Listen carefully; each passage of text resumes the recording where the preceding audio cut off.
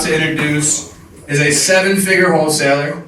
He is a NEPQ licensed certified trainer. Over 100+ properties that were, buy, holds, and then sells. And in addition to that, he brings the virtual to virtual real estate. This man is in Colombia with his wife, his child, his family, slinging deals in the States. So without further ado, let's go ahead and give it up for Mr. John Lallande. Let's go. What up, everybody? What's up? I love the energy. Real quick, like show of hands, how many of you guys know what NEPQ is? Like you guys, oh shit, we got a ton of people. Okay, so like 1, 2, you guys know Jeremy? Are you guys in the school community? Like where you guys hear of it? About the core. Jeremy? Okay, cool. So you guys know, so I'm bringing this to the real estate industry. So for you guys that don't know me, we'll go to the next slide. I'll introduce myself. So my name is John Lallande. Most of you guys get to see my beautiful family back there. Actually, my kid and my girlfriend. So that's them. I live in Colombia with my beautiful family. That's my proudest accomplishment. But in Colombia, I've been able to do over $2 million in the last 2 years. I am a licensed NEPQ trainer, and then I'm a proud gringo dad. So I'll tell you guys a little bit about how I became. Go back to the last one. Spoiler alert. I'll tell you guys a little bit about how I became the licensed trainer for NEPQ, because they teach about 148 different industries, and they don't have any other like licensee trainers for any of the other real estate stuff. They've got somebody for insurance, and then they reach out to me for the real estate. So I was not always crushing it. I actually got in and I was flipping houses. And so I was flipping houses back in like 2019, 2020. Was anybody doing deals back then? Yeah, what was it like in 2020 and like 2021? Yeah, it was super easy, right? And so I had like a pretty big ego that I was the best thing since sliced bread. And so I started flipping a ton of properties, 100% leveraged. And I did that in 2021, 2022. Anybody remember what happened like tail end of 2022? Yeah, exactly. So rates went from like 2.5% to 7%. Now I was flipping in Southern California, so I had 5 active flips on the market. And with those 5 active flips, when everything basically went to shit, I ended up losing $600,000. Some of you guys like have been coached by me. You don't know this story, but I ended up losing $600,000 on those flips, and I was 100% leveraged. That was money that I didn't have, and I was trying to dig myself out of the hole, and I, at this point was literally considering filing bankruptcy because I didn't know what else I was going to do. I had all of the loans due in the next 12 months, those $600,000. And so I went to a Tony Robbins mindset coach, and I told him where I was. I was like, look, dude, I'm pretty much screwed at this point. I'm going to file bankruptcy or do something. He's like, well, hold on. Is there anybody that's in the business right now that's doing $600,000 a year profit? I was like, well, yeah, there definitely is. He's like, well, what's the difference between you and them?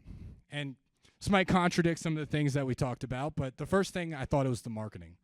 So I went and I was in some other masterminds. I asked people what kind of marketing they were doing.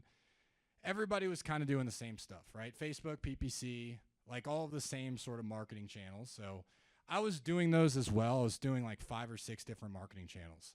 And none of it was working for me. I wasn't having any success at all. Kind of like that tail end of 2022 when I'm trying to dig myself out. Then I thought it was the systems and processes. So I started reaching out to some people doing, 7 figures a year. It's pretty basic. It's like call your leads within 3 minutes and then follow up with them. That was like the basic systems and processes. I was tracking my KPIs and all that stuff too.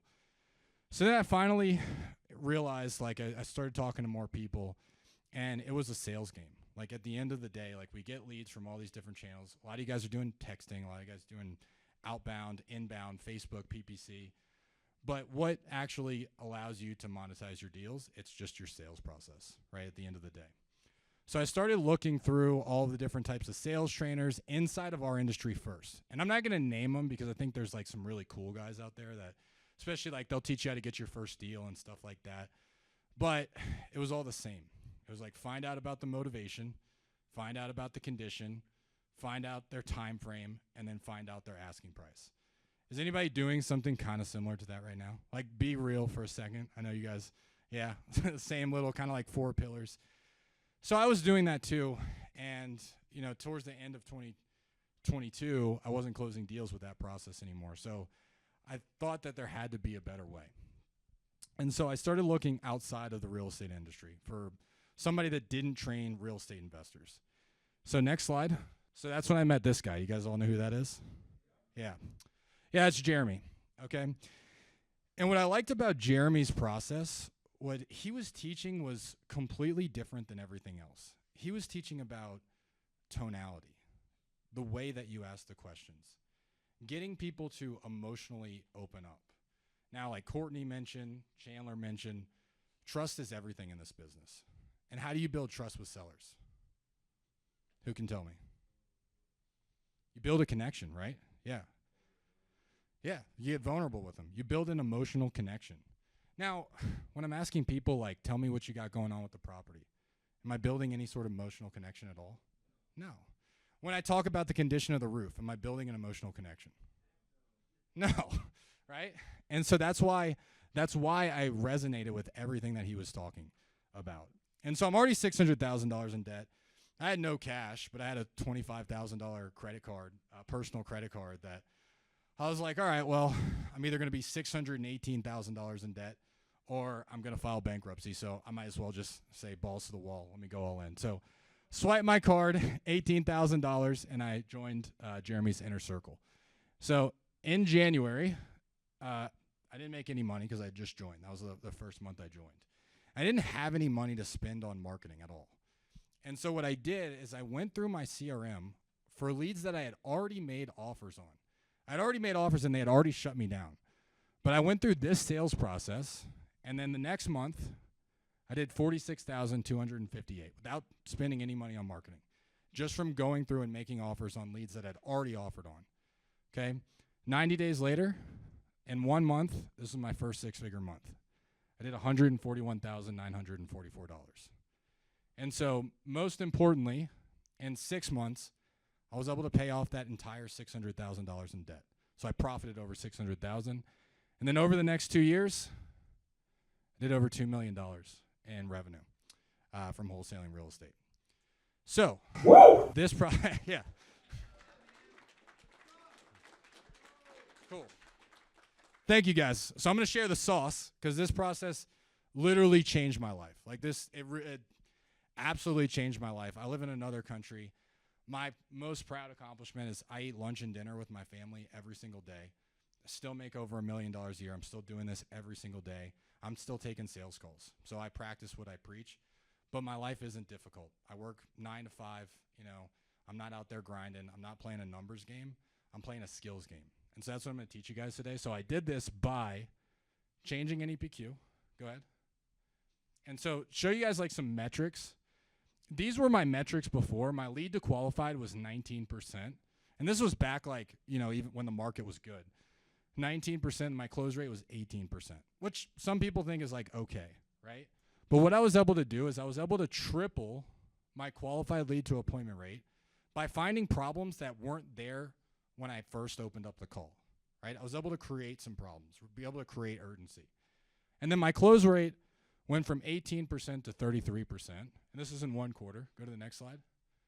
And so before I was closing 1 out of 169 leads would turn into a deal, where I went to 1 out of 15. And right now, for this year, we're at 1 out of 12 raw leads turns into a deal.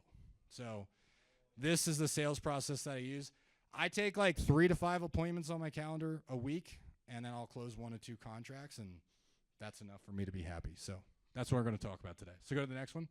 So at the end of this, if you guys do not feel like you learned everything that I'm telling you, I want you to tell me, okay? Because I'm going to show you guys how to do all of this. Number 1, I'm going to show you how to eliminate resistance with the seller so that you no longer get service level answers. I'm going to teach you how to uncover motivation without triggering any resistance from the sellers. And I'll talk about what that is too. I'm going to teach you how to create urgency by getting the sellers to feel their pain points. I'm going to teach you how to prevent objections before they even come up. So no more getting, I need to think about it. No more getting, I need to talk to a realtor.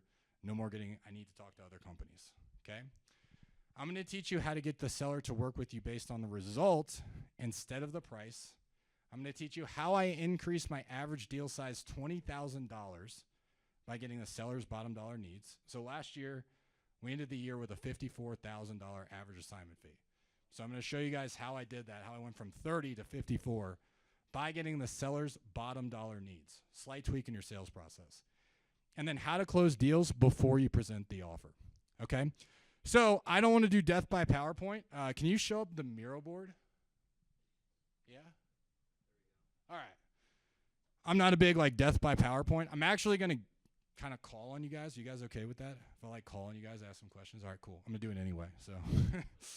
So I'm going to go through this Miro board today, and I'm going to walk you through my entire process of how I go through a sales process. Now, the first thing I want to talk about, and this is what attracted me to Jeremy, is your tone. So how many of you guys practice tone right now? Yeah? Okay, cool. What are you doing? Just like at least one day throughout the week with the sales. Mm-hmm. We do call for training in the morning, and we will specifically listen to the first 30 seconds. Okay. Like 5 times without anyone saying anything.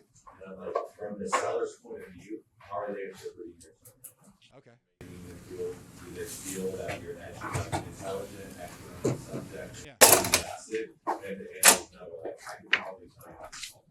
I love that. So what he just pointed out is within the first couple of seconds, he can tell how the rest of the call is going to go based on your tone. And so when we talk about tonality, there's 4 main types of tone. And before I get into that, I want to talk about the importance of this. And this is a real life scenario that I had last year that I was like, oh my God, tone is everything. So I had a acquisitions manager that I just hired, and I taught him the script first. I just gave him the script, slapped him on the butt, said, good luck, buddy. Go hit the CRM, you know? And he called this seller and went through the script, kind of robotic, and got the seller, got into the offer and offered the guy $640. The seller's like, I have an appraisal at $850. There's no way I'm going to take that. And I listened to the call, and I was like, I think there might be something more there. So I called the guy back, and I started using the right tonality. I started asking the right questions paired with the right tonality. And the guy opens up. He's like, look, man, I'm going through a divorce right now. The divorce is eating up all my money. And right now, the tenant's paying me rent, but I'm actually not paying the mortgage. And if I don't sell this house in the next 60 days, I'm also going to lose the house, and the court's going to force me to sell it. And so all I really need is to pay my wife off $45,000 and put in $5,000 in my pocket to start the next chapter of my life. And so we got that deal for $640,000 and made $66,000 on it. After my acquisitions manager went through the same exact script and didn't close it, right? He said $850,000. So that's the importance of tonality, okay? So 4 types of tone. First, we've got our curious tone, okay? Our curious tone is going to be very non-assumptive. And I'm going to show you guys what that sounds like when we role play or when I go through the script. Then we've got our concerned tonality, right? This is empathetic. Like when a seller starts talking about their problems, if you just sound curious and you don't sound empathetic, are they going to trust you? Are they going to want to open up? No, right? And so then we go into our concerned tonality. We've got our challenging tonality, which we're going to talk about in consequence questions. And then we've got a playful tonality, which I don't know how I'm doing on time, but if I can get into playful tonality at some point, I'll go into that too. Anybody ever work with like type A sellers? They're like, just give me an offer, get off the phone. Yeah? All right, cool. I'll show you guys how to disarm that using a playful tonality, okay? So those are the tonalities. That we haven't even gotten the sales process yet. That's just the tonality. I want you guys to listen to me as I go through this script, and I want you guys to write down what type of tonality you think that I used, and that way you can mirror it when you're on your sales calls. All right?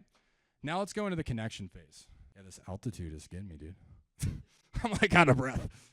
I thought Courtney, I was like, dude, Courtney needs to work out some more. No, I need to work out some more, bro. All right, cool. So, what's your name? Dominic brought up such a good point. It takes 7 seconds for a seller to recognize a sales call, okay? Now, what our brain does is our brain creates patterns, and it does this to save energy. It literally just creates patterns. So if you guys are walking down the street downtown Denver, and you're walking down, what would happen if every time you walked past somebody, your brain went into fight or flight. Like you got an adrenaline rush and went into straight fight or flight. You guys feel like you'd be pretty tired at the end of the day? Yeah, right? And so our brain just picks up on patterns, and they say, okay, well, that's an old lady with a rocker, right? She's probably not a threat. I don't have to worry about that. Or I see, 6 guys with hoods and masks on, and they're running, and they're all sketchy, and one of them's got a gun. Now I'm in fight or flight, right? Your brain is just picking up on patterns. It does that to save energy. Now, the same thing happens to sellers on the other end of the call. So I'll give you guys an example. You guys saw my girlfriend. When she was pregnant, we're at the doctor, and the salesperson comes up. We're standing in line. The salesperson comes up, big freaking, hey, how you doing, like this, right? Now, the first thing that I did is I grabbed her, and I put her behind me, and I put my hand up. That's the universal sign for what? Stop, right? Chill out. Now, the same thing is happening in our prospects' brains when we are calling them overly excited, right? So what's your name? Jake. If I called you and I cold call, right out of the blue. Hey, Jake, how you doing, man? Whoa, chill out. Exactly, right? Whoa, chill out. Same thing's happening with our sellers. When we're calling them and we're saying, hey, how you doing today? Hey, Bob, how you doing? What are they thinking? Now, when they think it's a salesperson, does their resistance go up or does it go down? It goes up, right? So we need to learn how to lower that resistance with our tone. So I'll show you guys an example with like an inbound lead. I'm going to use a confused and a curious tone here, if you guys can see this. And it will sound like this. Hey, Jake, can you hear me? Yeah, who's this? Yeah, it's just John over at Sell Easy SoCal. It looks like you just filled out a form on our website about possibly selling your home on 123 Main Street. Is that right? And do I sound like a salesperson? I sound curious, right? And when I sound curious, I trigger curiosity in the prospect's brain. This is how I lower their guard, okay? Now the next question, let's say I'm working with my man Courtney over there, right? We got those fire-ass ads that have the doctor, right? I might say, yeah, and it looks like you found us on Facebook. Oh, yeah, I saw you on Facebook. Oh, and what was it about the ad that caused you to, I don't know, maybe want to look into this a bit further? Oh, well, the ad was talking about, you guys could buy the house quickly without any repairs, and I was just trying to get it done, without all the hassle, right?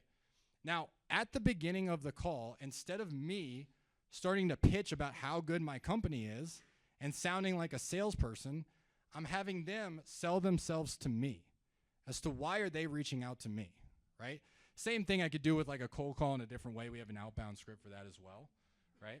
And so what I want them to do is this is the start of them selling themselves to me and also breaking any of the resistance, right? Let's scroll down a little bit, Chandler. Stop doom scrolling.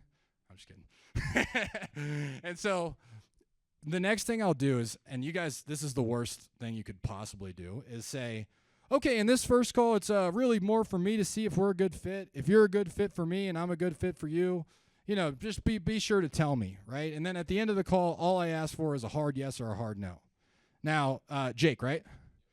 If you go to a car dealership and somebody says, hey, bro, all I ask is that you make a decision today. Give me a yes or no. What are you saying? Guards up immediately. You're saying fuck off, bro. I make decisions when I want, okay? How I want, right? So that's all triggering resistance. So we need to downplay the call, right? We need to downplay the call even more. And so the way that sounds is I'll say, yeah, in this first call, it's pretty basic. It's really just more for us to find out, a little bit more about the property, the condition it's in, and when you're possibly looking to sell, just to see if we can do any good for you. Or let's say at the beginning they say, well, I don't even need to sell. I don't know if I want to sell. We might say, yeah, in this first call, it's pretty basic. It's really more for us to find out a little bit more about the property, like condition it's in, when you would sell if you did, just to see if we can do any good for you, because you might be better off just keeping the house.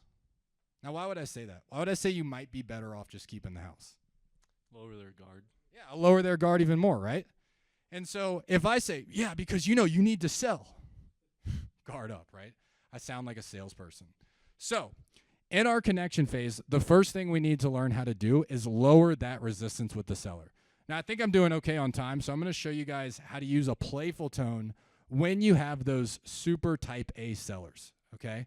So what I want you to do, Jake, is I want you to tell me, hey, dude, I get 100 calls a day on this. Like, give me an offer, get off the phone. Just say that. Yeah, I get 100 calls a day. Just give me an offer. Whoa. Hold on, bro. You mean to tell me you didn't sign up to get like 100 calls a day on this? Is that what you're telling me? Yeah. Yeah, you know what, man? Most of the people that we help, they say the exact same thing. They say, like, they fill out a form online. They get tons of calls. And you know what they say? Most of them end up being like complete lowballs or they never even get to an offer. Is that kind of what you've been dealing with? Yeah. Yeah, you know what? I've heard that. And you could be better off just keeping the house. That's actually why I'm calling. It's just to find out a few more details about the home, you know, when you're actually looking to sell, just to see if we could do any good for you. Because, you know, you could be better off keeping it. And then I'll continue. That's using a playful tone, right? When someone says, dude, I've gotten like 50 calls a day on this. Just give me an offer. I'll say, whoa. Hold on, bro. You mean to tell me you didn't sign up to get 50 calls a day on this? Is that what you're telling me? They usually chuckle. They're like, no, obviously I didn't. And I'll say, yeah, you know what? Most of the people that we help, they say the exact same thing. And I'm lowering that guard even more. I can show you guys some more examples of playful tone, but for sake of time, we're going to go into the situation phase. All right? Bring up the slide. Somebody tell me, what do these 3 jobs, they're all the most stressful jobs in the United States, according to U.S. Jobs. Someone raise your hand. Tell me what do these 3 jobs all have in common? Can you tell me? I'm trying to figure it out. There we go. We got somebody right here. It's reactive. Reactive? Okay, that's a pretty good one. What else? Okay, you're responsible for people's lives. What else? Lots of things that move around, right? Go to the next slide. Uncertainty. Okay, so you guys kind of got it, right? It's uncertainty. How many of you guys ever feel stress on your sales calls because you don't know where they're going to go? Right? Be real. Just, okay, there we go. Now we got some people being real. I'll be real with you guys. You guys be real with me. It's uncertainty, right?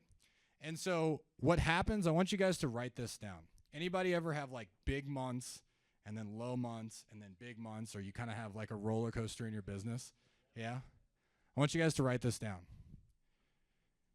Inconsistent process creates inconsistent results. An inconsistent process creates inconsistent results. Okay? So, when I open up my call and I say, so tell me what you got going on with the property, or so why are you looking to sell? They're going to go a million different ways. I want to control the sales conversation, and I want to create predictable results. So let's go back to the mural board. Show you guys how I do that. And this is also how we're going to get to the real motivation without triggering any resistance. Now, I wish I could go through every single one of these, but the first thing I want to do is create take away all the uncertainty. So I have specific questions based on my avatars. Now, every single person that I've met that wants to sell their house, they're in one of these 3 categories. They either live there, someone else lives there, or no one lives there. Anybody ever ran into somebody that's not the case? Okay, cool. Yeah, so those are the 3 avatars. And so what I know is that they all have similar things in common. So my first question that I'll ask is, I'll just say it like this. I'll say, so the house, do you live there? Is it a rental for you? Like, what's going on with it? They'll say, oh, yeah, I live there. Now I just have my process that I follow. Oh, really? Where are you headed next? I'm going down to Florida. Florida? What's out in Florida? I'm trying to get closer to my grandkids. How long have you been apart from your grandkids, though? Right? I have a process that I can follow. Now, what happens when you have a type A seller? I'll ask you. Do you do acquisitions? Okay, cool. When you have a type A seller and you say, so why are you looking to sell the house? Well, y'all called me. It's none of your business, right? And so if you guys are ever hearing that, you just say, so why are you looking to sell the house? All out of the blue, they say, well, why is that relevant, right? Why are you asking me that question, right? We need to sound conversational. And when I use a curious tone here, oh, really? Where are you headed? I'm going down to Florida. What's out in Florida, though? It's just a little bit cheaper. Cheaper in what way? Right? Now I can start clarifying, and I can get to the real motivation without triggering any resistance, because everyone else is using the exact same sales process, right? They're saying, like, going through, hey, I just need a yes or no decision, or this is what this call is for. And the first question out of their mouth is, so why are you looking to sell, right? Seller's tired of it. right? They need to have a more natural conversation. So that's our situation phase, okay? The next thing I'm going to talk about today is how to get the seller to feel their pain points, right? To actually feel their pain points. Have you guys ever heard of the story about the dog sitting on the nail? No? Nobody? Really? All right. Yeah? It goes like this, okay? There's two guys. It's a guy and his friend. They're sitting in his house. And the dog is sitting out in the corner, and the dog's whimpering, okay? He's kind of crying, and eventually a friend asks the owner of the dog, he's like, dude, why is your dog crying? He goes, oh, well, he's sitting on a nail. He's like, well, why doesn't he just get up? He's like, well, it doesn't hurt him bad enough to get up. And that's most of our sellers, right? Anybody have a friend that's in a bad relationship right now? Or at a bad job? Everybody's laughing now. Somebody that's like, terrible with their health, or maybe they're, doing a bunch of unhealthy things. Why don't they change? Why don't they change? They're probably addicted to, like they're addicted to the pain, you know what I'm saying? So it's like, it's just easy for me to just stay here than to, Exactly. He nailed it. What did you say? Too comfortable, right? You guys nailed it. It doesn't hurt enough. So when your sellers are saying, well, I don't need to sell, I could wait another 6 months. I'll wait till the market gets better. It's because they haven't yet felt the pain bad enough to change, okay? If these people, like the people that were in the bad relationship, they get cheated on. Well, some people, that's not bad enough for some reason, but I don't know. For me, it would be. But they get cheated on, then they're like, okay, now the pain's bad enough to change, right? It's the same thing for our sellers. So we need to get them to feel that pain. That's the most important part of this sales process, is getting them to feel that pain. So I'll show you guys like a couple of examples of how to do that. The first thing I might ask, let's say that I'll give you guys an example I use pretty often. I've got this seller, and one of my favorite people that I've been able to help, which is what we do, right? We help people change. Is this lady was sitting in a house. She's been in here for 30 years. House has mold, right? House is in terrible condition. The kitchen's not even working anymore at this point. And she's just stuck here. She's like, I have too many attachments to the house. I raised my kids here, all these other things, right? And so you can ask a question like this. Well, look, you've been here for the last 20 years. I mean, what came up recently that caused you to feel like you might want to change now? What came up recently that caused you to feel like you might want to change now? Now, what type of tone did I just use? It's a curious tone mixed with a concerned, right? I want to sound concerned. What came up recently that caused you to feel like you might want to change now? They go, well, it's just the mold, right? Now, I'm going to show you guys like a 3-step clarifying and probing question that you guys can write this down or take a picture of this. This will help you get any seller to go deeper. So can you scroll down a little bit, just like a tad? Cool. So the first question I'll ask is, how do you mean? Now, you want to stay away from why questions or what questions, because they sound challenging. Like, what do you mean? It sounds kind of challenging, right? So if I ask, well, when you say the mold, like, how do you mean exactly? Well, it's just starting to impact my health. Your health in what way? Yeah, I went to the doctor recently, and they told me that the mold is starting to get into my lungs. Oh my gosh, how long has that been going on? It's been like the last 2 years. And then I'll go into my last question. So the first one is, how do you mean? Whenever they give you a problem. It's just getting a little bit expensive. It's getting expensive. How do you mean? Well, the insurance went up with all the hurricanes that happened, and it bumped it up like $400. So it's just really not that affordable anymore. And how long has that been going on now? It's really been like the last 6 months. And then my last question is to help them feel that emotional impact. And so I can ask it a couple of different ways. And inside of NEPQ, we teach you there's not like one way. It's not a script. It's a process.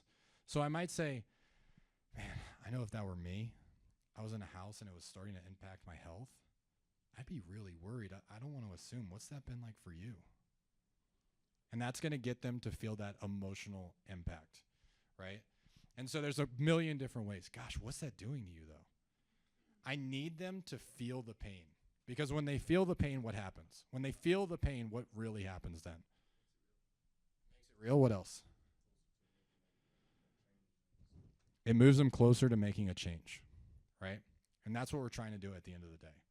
We're trying to help the seller make a change, right? And then create that urgency, okay? Now, the next step of my process is going to be objection prevention. So raise your hand right now. Who gets, I think I'm going to list it with a realtor. 3 people. Okay, everybody here. Is everybody here like wholesaling and flipping? Yeah? Okay, cool. So there's no, is anybody here like just a realtor? I'd say that like it's a bad thing. There's something wrong with that. But are you guys just realtors in here? Get out of here. No. Okay, so you guys are all wholesale and flippers. So you guys get that objection, right? That's a pretty common one. So I'll show you guys my framework. Now this works for, they haven't done anything. I'm talking to other companies. I posted it, for sale by owner. This is the framework that I bring them through to help overcome objections before they even come up. So the first question I'll ask, once I have my problem, so what have you tried to do so far so that way you can sell this house, you can get out of this moldy home and finally move into your dream home? Let's say if that's my question, right? Well, I've got this neighbor. She's down the street. She's a real estate agent, and I'm thinking about listing it with her. Now, if I say I'm going to pick on somebody that I'm going to pick on you, I haven't called on you yet. Now, if I say realtors are terrible, right? If they say, yeah, I think I'm going to list it, I'm going to say, yeah, but you have to pay all those realtor fees. You have to pay all the commissions. What's the seller going to say? What is the? I don't even know what they usually say in that situation. Somebody else. Okay, so I say, yeah, but you have to pay all the commissions. You have to pay all that. What are they going to say? Well, I might have to pay more commissions, but I'm sure they can sell it for more. Yeah, I'll just get more money, right? Right? So, well, I saw a couple people have their hands up, but that's a pretty common answer. They'll say yes, but, right? They'll say, yeah, I know about those things, but, right? They're going to start selling themselves on why they want to do it. I want them to sell themselves on why they want to work with me, right? So what I'll ask is I'll say, yeah, that's a fairly decent option. It could be the best option for you. Just so I know, what's the main reason you were looking for a cash offer versus just listing it with the realtor in the first place? Okay? So what's the main reason? So they might say, well, the main reason is I've got a deposit on another house, or I have another house that I'm looking at, and if it takes like 3 to 6 months, then I might end up losing out on that next house, right? Then I'll ask them what I call a consequence question. So you guys heard that challenging tonality that I talked about at the beginning, right? The challenging tonality. I'll say, yeah, like, what were to happen if it takes 3 to 6 months, like all of the other houses in the neighborhood, you end up missing out on this dream home, and then you don't have any place that you can go? I mean, what happens at that point? Seller says, well, gosh, that'd be terrible. Are you willing to take that risk, though, if you didn't have to? No, I'm not. Well, that makes sense why that might not be a good option for you, right? So what I'm doing is I'm asking, what's the main reason that they want to work with us versus going another route? I don't need that. Okay, cool. I don't need it if it goes out. What's that? It's haunted? Okay, cool. Could be trouble. What's the main reason that they're looking to work with us versus the other option, right? They're going to tell me what that is. I might clarify deeper. Well, why is that important to you, right? Once they tell me that, I will ask them a consequence question. So yeah, what happens if you're right though? Like it does take 60 to 90 days, or you end up having to do all those repairs, and then you're in a worse position than you are now. Seller says, oh, well, I guess that would suck. And are you willing to take that risk if you didn't have to? No, I'm not. Well, that makes sense why that wouldn't be a good option. And so I'll do that with every objection that comes up. For sake of time, I'm just going to go through the realtor objection because I got like 20 minutes to get through everything. And so I'll do that with every single objection. I'll go through that framework. And if you guys want to talk to me after this, I can talk to you guys about multiple quotes. I haven't done anything. I'm thinking about selling it myself. Like, oh, I've got other offers. I've got better offers. We can go through all of that if you guys want to talk to me after this today, because I'm probably going to the zoo tomorrow. Future pacing. All right, so let's talk about future pacing. So does anybody ever had any sort of mindset coaching? Like Tony Robbins? Yeah? Nico back there? Yeah? You got a couple of you guys? How do they get you guys to get motivated? The subconscious mind guiding what you like getting your subconscious in alignment. Yeah. Alignment with what? Alignment with what you really want versus what you want now. Yeah, the future, right? So I'll tell you guys a story of how impactful future pacing is. So I drive a Tesla. Well, I'm not going to spoil the story. So I drive a Tesla right now, and problem with my Tesla is all my buddies were going off-roading, and they were going camping. They were doing all that stuff, and I really couldn't go with them because my Tesla's not an off-road car. So I was like, I'm going to start looking for something else, right? And so I wasn't really a serious buyer. I was kind of in the market. And so I figured I wanted a Jeep Wrangler Rubicon. That was going to be my off-road vehicle. And so I pulled up a couple cars. I went to the first dealership. The first guy just sold me on features, right? He's like, man, look at the stereo system. This one's got the 358 Hellcat engine, right? This one's got this. It's got the hardtop roof, right? He just started pushing me on all these features. Now, do you guys think I bought from that guy? Why? Exactly, right? So I was like, okay, there's another car, same price, same color. I just went to a different lot. This guy asked me, so what are you going to be using the Jeep for? I told him, I want to go camping. Oh, where are you going, right? Started getting me excited about the future. Where are you going? Oh, how soon would you go? What else are you going to be doing? Yeah, I want to go off-roading, right? And so literally started to get me excited. When we're test driving this thing, he's talking about exactly where I go camping, with who, how fun it is when I'm able to do that. I'm starting to get excited here, right? And so when this guy is selling me, instead of him just talking about the rims and the stereo system and all the shit I didn't care about, he was like, oh yeah, look, this one's got the rooftop. You can throw a tent on this and go camping this weekend. Look, I already pulled one up on Amazon. He's like, this one's got the Rubicon right out of the gate. You can go on the Rubicon trail. You can do A, B, and C. Right? So like he's starting to get me excited about the future. Do you guys think I bought this car? Yeah. I ended up buying it. And so now I have two cars. But anyway, it was an emotional decision, but humans make all of their decisions based off of emotion, right? We all know that. Like the psychology is all based off of emotions. And so that's what I did. So go back to the mirror board. I'm going to show you guys how to get to the seller to work with you based on the result and not just the price, right? So if you're getting a ton of price objections, what that tells me is that you aren't getting the seller into result-based thinking, okay? Result-based thinking. So what I'm doing is I'm starting to get them emotionally excited about the future. They already feel their pain points, right? They feel where they are now. Now I need to get them excited about where they want to be. So the first question I might ask, so let's say you're able to sell the home. Like you're no longer dealing with the mold, and you're finally moved into that dream home. I mean, what are you looking forward to the most about that next chapter of your life? Seller says, well, it's just having a renovated kitchen so I can cook for my family. Why is that so important to you, though? Well, we've got Thanksgiving coming up, and I would really love to have my family all together for Thanksgiving, right? They're telling me what they're most excited about. And the last question I'll ask them, and I'll just say, man, I know for me, being there with my family for those big moments, that's like the most important thing. I mean, how's that going to feel once you're finally able to spend that time with them, right? That's one example. Let's say I'm talking to someone that's in foreclosure, right? I mean, let's say you're able to sell this home. You're no longer dealing with the stress of the payments, and you're finally able to just get into that new home and start working on your credit again. What are you looking forward to the most about that next chapter of your life? Well, it's just starting to work again, starting to get my freedom back. It's just the tranquility, right? Yeah, how's that going to feel once you're finally able to do that? I want to get them emotionally excited about the future. Okay, so that's my future pacing. Now, once I do that, this is going to be the next step of the process. Can you go back to the slide? I want to do a quick recap so you guys aren't getting lost. Go back to the topics, slide 11. So we talked about how to eliminate resistance with the sellers, right? So you guys no longer get surface level answers. Did you guys feel like we're able to do that in the connection phase? Yeah? All right.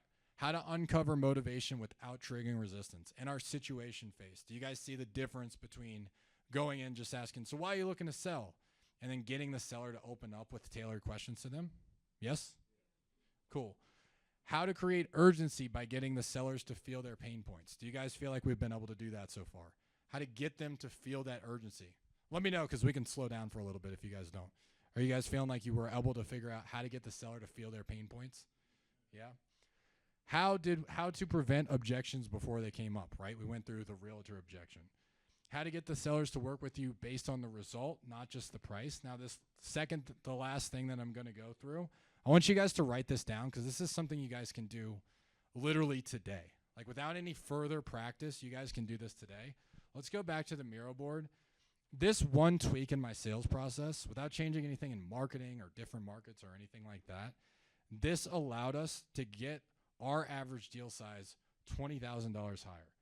Now, somebody tell me, who's doing a ton of deals right now? Who's doing over $1 million a year? I should say a couple of you guys. All right, there we go. I'm going to pick on you. So, when you ask the seller, how much are you looking to get for the home? Where does their brain go? I mean, price. Yeah, but where do they go to get that number? I mean, it depends on the seller. Like a lot of them are just gonna pick their magic number.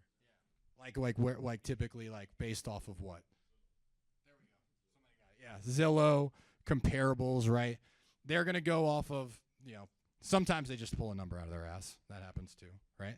But they're gonna go off of the Zillow price. They're gonna go off of the comparables. Now, in 2020, we used to be able to buy houses for like the Zillow price and we can wholesale them. Unfortunately, we can't do that anymore, right? Is anybody still doing that? No. Yeah, unfortunately. But now we have to learn how to get deals at a steeper discount. So instead of asking the seller, so how much are you looking to get for the property? I want you guys to write this down. I want you to write down needs, anchor, consequence. This is something you guys can do right now. Needs, anchor, consequence. So instead of saying, how much are you looking to get for the property, right?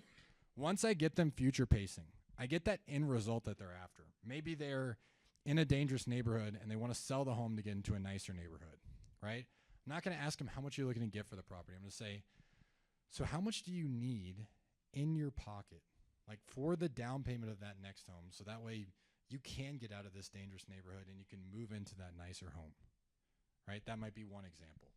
I might say, how much would you actually need in your pocket so that way you could pay the bank off and you could have enough to go get another job and then start that next chapter of your life, right? I want to get needs. I want to get these seller bottom dollar needs. Now, if they say, well, I want $300,000. Yeah, I certainly understand. Like, we'll go into the price of the home. I just want to see if I can help. How much do you actually need to be able to solve XYZ problem? Right? I want to get those seller bottom dollar needs. Okay? Now, in my sales calls, I will break down every penny. They'll say, well, I think it's $20,000. Where does that number come from? Well, I've got a credit card for 15, and then I'll probably need another 5 to move across the country. I am going to break down every single penny of what they need, because sometimes they're like, yeah, I need 50,000.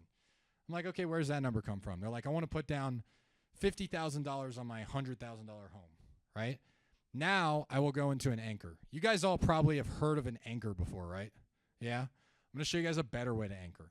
So once you get the needs, I am going to anchor this way. I'm going to say, okay, and let's say that all the investors come back lower than that. Like maybe they can't help you put $50,000 on your next house, but they can help you put $20,000, like 20% down on the next home. I mean, would that be enough for you to be able to start this next chapter of your life? Would that be enough for you to be able to start this next chapter of your life? I'm going to get their bottom dollar needs, and then I'm going to anchor on those needs. Has anybody ever given an anchor and you just feel like super nervous because they're like, I have no idea what the seller's asking, but I'm about to just say that investors are buying properties for, $60,000, and you're like, well, when they're like, well, where does that number come from? You're like, oh, fuck. I don't know. I also pulled it out of my ass, And so that's not going to work, right? We need to get their bottom dollar needs, and then we need to anchor on those needs, all right? Now, if they waffle there, if they're like, yeah, but if somebody offered me, $20,000, I would just stay here, right? Now I'm going to ask them a consequence question. I would say, yeah, and staying here is definitely an option on the table. I guess, have you considered what would happen if you did stay here? The mold in the home ended up getting worse, and God forbid it started to impact your health even more. Have you considered that? The seller thinks about it. Yeah, I guess that'd be pretty bad. Do you want to have to deal with that if you didn't have to? No, I don't. Okay, so with the 20,000, would that be enough for you to be able to do A, B, and C? Yes, it would, right? This is how I stay here until I get them at my MAO, right? At least 90% of the time, I will stay here until I get them at my MAO. I want to make sure that I get those needs, I want to anchor on them, and then I want a consequence. All right? Now we're almost done here. I've got about 10 minutes, and I want to leave it for Q&A. So the next thing, I'm going to breeze through this pretty quickly before I show you guys how to close the deal before you ever present the offer. Okay? So scroll down for me, Chandler. By the way, you guys see how good I am at sales? I got Chandler to be here for my presentation. He thinks he volunteered. So then I go through my deal killers, right? I already went through my big objections, right? I went through like the realtor, the partner, like all of the big objections inside of my solution awareness phase. Now what I want to do is uncover all those little tiny deal killers, right? Like the time, like the influencers, the stuff, if there's tenants there. And I'll show you guys really quickly what that sounds like. So how soon would you actually like to be in the living room of your dream home? Gosh, like as soon as possible. Okay, well, that means different things to different people. Like some people that's like 2 weeks, some people that's 2 months. What does that mean to you? Probably like in the next 2 weeks. And your stuff, I mean, would you be able to get all of your stuff out in the next 2 weeks? Yeah, probably not. I would probably need some help. All right, well, you open to a suggestion on how we've helped other people in this exact same situation?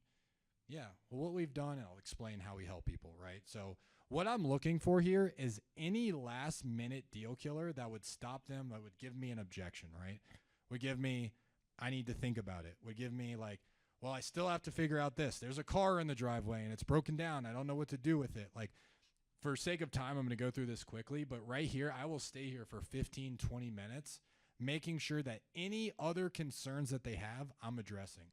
The time frame. Is there anyone else that would want to know that they're selling the home, right? Is there anything else that would prevent them from being able to sell? And then once I go through that, right, I get through all of their stuff, what they're going to do with it, how they're going to move it. If there's tenants, how are they going to react? Are they going to cause trouble? Do we have a contingency plan for that? Once I go through all these deal killers, I get a stress test and I get a commitment, right? So let's go to the next one. This is the final slide, guys. So when I stress test this, my goal, and 80% of my deals, I close before I give the offer. I think you guys are like, what? You didn't give an offer yet. What do you mean? 80% of my deals, I close before I give the offer.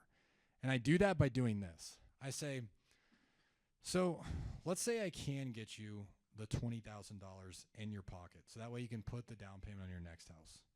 Let's say we do it in the next 3 weeks. And then we also help you with your stuff. You know, like you mentioned that you've got a lot of stuff, you don't know what to do with it. Like we hire somebody to come and, you know, help you with all that stuff. If we do all of that for you, what would be your biggest concern at that point? Now, why would I ask, I want to pick on you. Why would I ask, what would be your biggest concern? What would be my biggest concern?